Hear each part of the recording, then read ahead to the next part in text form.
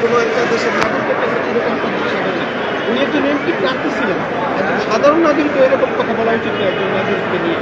উনি যেইভাবে কথা বলেন, মানে যেই ল্যাঙ্গুয়েজে কথা বলেন, যেই মানে এটা কেউ কারো প্রতি আশা করে না। স্বাধীন দেশের জনগণ কেউ আশা করে না এরকম কোনো নেতা।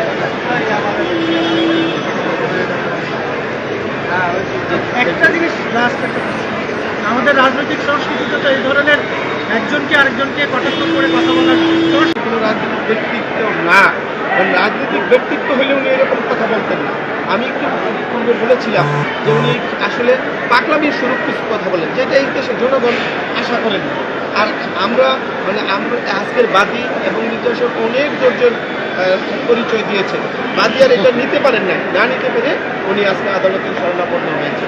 কারণ এরকম উনি কন্টিনিউ করতেছেন, বাদী ব্যথিত হয়ে উনি নিজে থেকেই উনি আদালতে আসছেন, আমাদের শরণাপন্ন হয়েছেন। আমরা ওনার পাশে থেকে আদালতে গিয়েছি, আদালত কর্তৃপক্ষ নিয়ে আদেশ ধারাগুলোকে সবগুলো ধারাই তো যে তিনটি ধারায় অভিযোগ এনেছিলেন, এর মধ্যে একটি নেয়নি, দুটি ধারাই তো জামিন। জি জি, তাহলে এক্ষেত্রে আসলে আসলে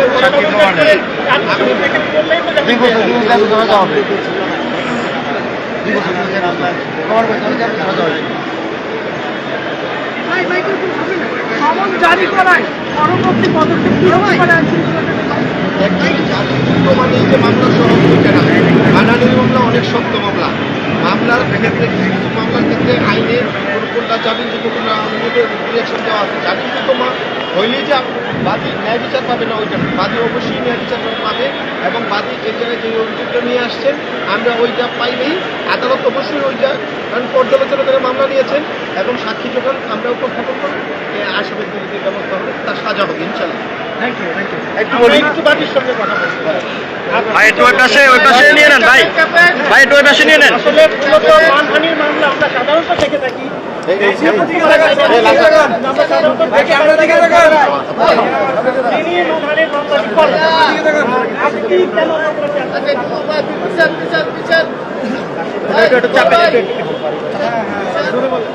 এবং এই অত্যন্ত অশ্রাব্য ভাষা কথা প্রভাবিত করেছে মানুষের। এটা কি খুব ভালো দেশের জন্য, নাগরিকদের জন্য ভালো, সমাজের জন্য ভালো? আমাদের কি কোনো দায়বদ্ধতা নেই? ওকে থামানোর জন্য আইন ছাড়া আমাদের কি উপায় থাকতে পারে? আইনের আশ্রয় ছাড়া আর কি উপায় থাকতে পারে? মারবো? মারামারি কাটাকাটি করা সেটা কি ভালো কাজ? সেটা করতাম আপনার বাসায়? এই যে প্রশ্ন করেছেন সেটা করতাম? সেটা তো করা উচিত নয় নাকি? আইনের আশ্রয় নেবে, এটা তো সরল।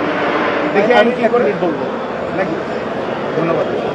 ফাইলিং লয়ার আমি ফাইলিং লয়ার একটু জবাব দেবো। ফাইলিং লয়ার আমি ফাইলিং লয়ার একটু জবাব দেবো। আপনি যে লাস্টে প্রশ্ন করছেন যে এই মামলা জামিনযোগ্য কিনা, এটা কিন্তু সবচেয়ে গুরুত্বপূর্ণ এই মামলা। এই মামলাতে এই ধরনের মামলায় বেগম খালেদা জিয়াকে মহামান্য হাইকোর্ট থেকে জামিন দেয় নাই, এখান থেকে তো জামিন দেয় নাই, হাইকোর্ট থেকে জামিন দেয় নাই। ব্যারিস্টার মইনুল ইসলাম স্যারকে ওনাকেও এখান থেকে জামিন দেয় নাই, হাইকোর্ট থেকে। সুতরাং জামিনযোগ্য দ্বারাই বলা যাবে না। আমি আশা করি রাজনৈতিক যদি না আসে 10 তারিখে, তাহলে ওয়ারেন্ট হলে সে আশা করি আমি সে জেল হাজতে ইনশাল্লাহ তার জামিন হবে না, কারণ এই দ্বারা